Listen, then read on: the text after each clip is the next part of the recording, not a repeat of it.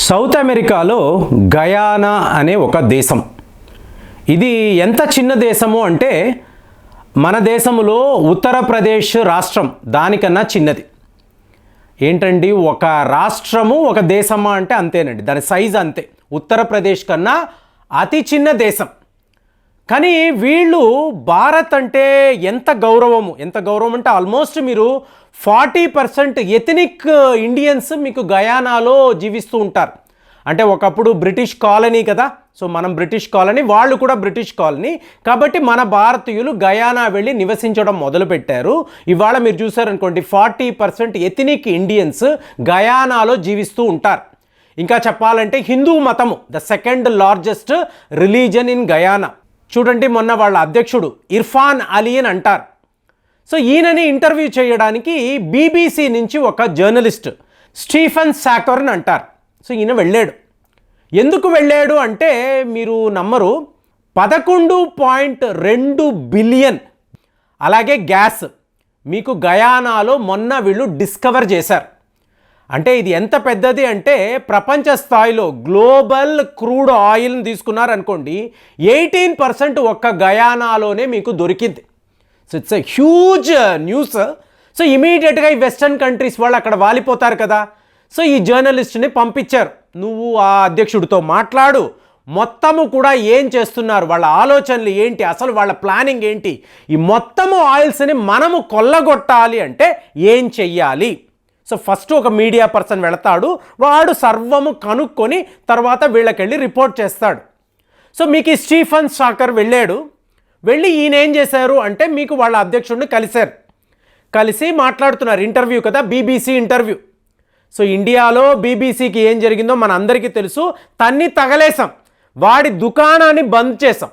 ఎందుకంటే అలాంటి ఒక వివక్ష బీబీసీకి భారత్ పైన ఉంది. ఇవాళ గయానాలో కూడా సరిగ్గా అంటే వెస్టర్న్ కంట్రీస్ తెల్లవాళ్ళము, మాది సుపీరియర్ రేసు, మేము ఇలాగే ఉంటాము, ఇదే వీళ్ళ భావనండి. అంటే చింత చచ్చినా పులుపు చావలేదు, మా తాతలు నేతులు తాగారు, మా మూతుల వాసన చూడండి, ఇదే యాటిట్యూడ్. ఇదైతే వీళ్ళకు మారదు. సో ఈ జర్నలిస్ట్ వెళ్ళారు కదా, వెళ్ళి గయానా అధ్యక్షుడిని కలిసి అంటే 11.2 బ్యారెల్స్ ఆఫ్ ఆయిల్స్ మీకు దొరికిందని అంటున్నారు కదా, డిస్కవర్ చేశారు కదా. ఇవాళ ఈ ఆయిల్స్ని వెలికి తీయాలి, గ్యాస్ను వెలికి తీయాలి. ఇలా చెయ్యాలి అంటే ఎంత కార్బన్ ఎమిషన్ ఉంటుందో మీకు తెలుసా? దీనివల్ల ఈ పర్యావరణానికి ఎంత ప్రమాదమో మీకు తెలుసా? దీని గురించి మీరు ఆలోచించారా అని ఒక ప్రశ్న అడిగాడు. ఈయనకి ఒళ్ళు మండింది. అసలు ఏం మాట్లాడుతున్నావయ్యా, నువ్వు వెస్టర్న్ కంట్రీ నుంచి వచ్చిన ఒక జర్నలిస్ట్, బీబీసీకి సంబంధించిన వాళ్ళు, మీ దేశాలలో మీ వెస్టర్న్ కంట్రీస్లో ఈ కార్బన్ ఎమిషన్ ఎంత దారుణంగా ఉంటుందో నీకు తెలుసా? నువ్వు ఒక విలేకరివే కదా, నీకు తెలియాలి కదా. మీరేం మాట్లాడారు? ఇండస్ట్రియల్ రెవల్యూషన్ అన్నారు. ఎక్కడికి అక్కడ మీరు పొల్యూషన్ని నింపారు. ఇవాళ ఎంటైర్ ఎన్విరాన్మెంట్ డ్యామేజ్ అవ్వడానికి మీ వెస్టర్న్ కంట్రీస్ కారణం. ఈ పాపమంతా మీదే. మొదటి ప్రపంచ యుద్ధం అన్నారు, రెండవ ప్రపంచ యుద్ధం అన్నారు, ఇవాళ రష్యా యుక్రెయిన్ యుద్ధము అంటున్నారు, మిడిల్ ఈస్ట్లో యుద్ధాలు చేస్తున్నారు. ఇదంతా ఏంటి అంటే మీరు ఎన్ని రాకెట్లు వాడతారు, ఎన్ని మిసైల్స్ వాడతారు, ఎలాంటి కెమికల్ బాంబ్స్ వాడతారు, మీరు యుద్ధ విమానాలు, యుద్ధ నౌకలు, ఇదంతా కార్బన్ కాదా, కార్బన్ ఎమిషన్ కాదా? చేసే పాపమంతా మీది. ఇవాళ నువ్వు నన్ను అడుగుతున్నావు, 11.2 బిలియన్ ఆయిల్స్ దొరికింది అంటే మీరు కార్బన్ ఎమిషన్ గురించి ఆలోచించరా? ఇది ఎంత ప్రమాదం. నువ్వు నా దేశానికి వచ్చి మాట్లాడతావా? నేను ఒకే విషయం చెప్తున్నాను, ఈ entire blocks, oils gas blocks ఎక్కడెక్కడ దొరికాయో మొత్తము తీసుకువెళ్ళి భారత్కి అప్పచెప్పబోతున్నాను. వాళ్ళు మా బిగ్ బ్రదర్, భారత్తో మాకు 5 ఏళ్ల పాటు కాంట్రాక్ట్ ఉంది, వాళ్ళకి అప్పచెప్తే వాళ్ళు చూసుకుంటారు, ఏం చెయ్యాలన్న ఆలోచన వాళ్ళకు ఉంటుంది. మీరు ఎవరు ఈ విషయంలో కలగు చేసుకోవాల్సిన అవసరమే లేదని చెప్పి ఒక పెద్ద బాంబుని పేల్చాడు. అంటే ఇండియన్ కంపెనీస్ ఇక్కడికి గయానా రండి, ఇక్కడ మీరు ఎక్స్కవేషన్ చేయండి, మీకు ఎంత ఆయిల్స్ దొరుకుతాయో చూడండి, దీనిని ఎలాగ మీరు మళ్ళీ భారత్ తీసుకువెళ్తారా, మీరు వ్యాపారం చేసుకుంటారా, ఎలా చేస్తారో మీరు ఆలోచించండి. జనవరి నెల 2024లో 5 ఏళ్లకు కాంట్రాక్ట్ మనం సంతకం చేశామండి. సో దీని యొక్క కాన్సిక్వెన్స్ ఏంటి? టోటల్ ఆయిల్ ఫీల్డ్స్ ఇండియాకు అప్పచెప్తున్నాము అని చెప్పాడు. ఎందుకు ఇలా చెప్తున్నాడు ఈయన?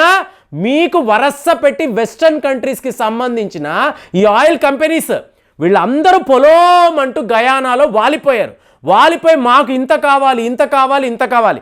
ఎలాగైతే ఈరాన్ని సర్వనాశనం చేశారో, ఇరాక్ని పూర్తిగా వీళ్ళు ధ్వంసం చేశారో, ఇవాళ సరిగ్గా గయానా విషయంలో కూడా మీరు ఒక్క విషయాన్ని గమనించారనుకోండి, 2023లో నరేంద్ర మోదీ గారు ఇదే మాట్లాడారండి.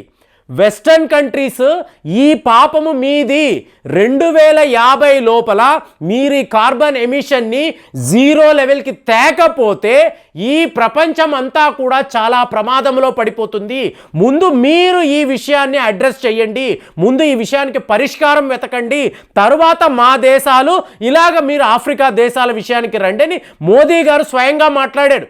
జైశంకర్ గారు పదే ఈ హిపోక్రసీని మానండి, ఇదంతా వెస్టర్న్ హిపోక్రసీ, మీరు ఒకటి చేస్తూ ఇంకొక దేశం ఇది చెయ్యకూడదని మాట్లాడకండి.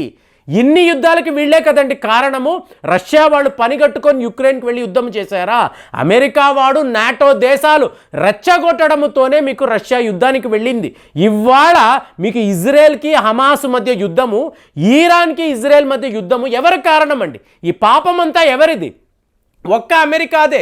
ఆ అమెరికా, ఈ వెస్టర్న్ కంట్రీస్ కలిసి ఇవాళ మళ్ళీ గయానాకు వచ్చి ఇక్కడ మీరు కార్బన్ ఎమిషన్ ఎంతలాగా ఉంటుందో ఆలోచించారా అంటే ఆ దేశ అధ్యక్షుడికి ఎలా ఉంటుంది? దాంతో అతనికి ఒళ్ళు మండి వరుసగా బీబీసీ జర్నలిస్ట్ అతను ప్రశ్నలు అడగడం కాదు, ఈ అధ్యక్షుడు అడిగిన ప్రశ్నలకు అతని దగ్గర జవాబు లేదు. ఇంతలాగా ఎన్విరాన్మెంట్ డ్యామేజ్ మీ వల్లే జరిగింది, టోటల్ పర్యావరణం ఇలా డెస్ట్రాయ్ అయిపోవడానికి మీరే కారణం. గత 50 ఏళ్లలో 60% అడవులు నాశనం అవ్వడానికి, కనుమరుగు అవ్వడానికి మీ వెస్టర్న్ కంట్రీసే కారణము. మీరా మా గురించి మాట్లాడేది? ఇవాళ కూడా ఈ ప్రపంచంలో మీకు అడవులు అన్నప్పుడు ఒక ఇంగ్లాండ్ అనండి, స్కాట్లాండ్ అనండి, ఈ దేశాల సైజు ఎంతో దానికి మించిన అడవులు మా దేశంలో మీకు కనిపిస్తాయి. అంటే గయానా అంటేనే చిన్న దేశము, అలాంటి చిన్న దేశంలో మీకు అడవులు, ఈ అడవులు ఇంగ్లాండ్, స్కాట్లాండ్ కన్నా చాలా పెద్దవి అని చెప్పి ఒక బిత్తరపోయే నిజాన్ని గయానా అధ్యక్షుడు చెప్పాడంటే చాలా అద్భుతం అనిపించింది. అంటే ఏంటి? ఉత్తరప్రదేశ్ కన్నా ఇంగ్లాండ్ చిన్న దేశం అండి. అంటే ఉత్తరప్రదేశ్ కన్నా గయానా చిన్నదంటున్నాను. గయానా కాదు, మీకు ఇంగ్లాండ్ కూడా చాలా చిన్న దేశం. అలాంటి వాళ్ళు మన గురించి మాట్లాడడం ఏంటి? మా దేశంలో కార్బన్ ఎమిషన్ గురించి మాట్లాడడం ఏంటి? మీరు తెలిసే మాట్లాడుతున్నారా?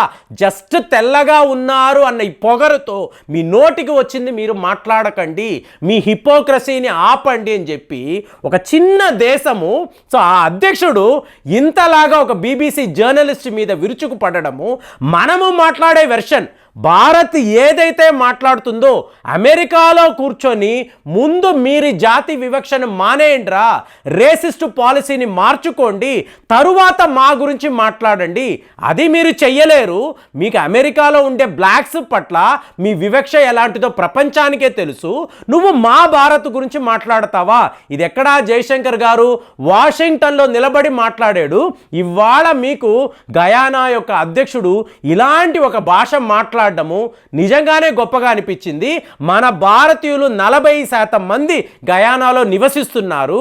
మరి ఆ ఎమోషన్స్ చూడండి, వాళ్ళ యొక్క ఆలోచన విధానం చూడండి, సరిగ్గా అదేలాంటి ఒక మెంటాలిటీ మీకు ఇవాళ గయానా అధ్యక్షుడు కూడా వచ్చింది. ఆ ట్రాన్స్ఫార్మేషన్ నిజంగా చాలా గొప్పగా అనిపించింది. ఇవాళ ఎంటైర్ ఆయిల్ ఫీల్డ్స్ను భారత్కు అప్పచెప్తామని చెప్పి వాళ్ళు మాట్లాడడము నిజంగానే చాలా గొప్ప విషయము. మరి గయానా అధ్యక్షుడు బీబీసీ జర్నలిస్ట్ అడిగిన ప్రశ్నలు చాలా సూటిగా అడిగాడు, అతను జవాబు చెప్పలేకపోయారు. మరి దీనిని మీరు ఎలా చూస్తున్నారు? కామెంట్స్లో రాయండి. మళ్ళీ వచ్చే వీడియోలో కలుద్దాం. జై హింద్.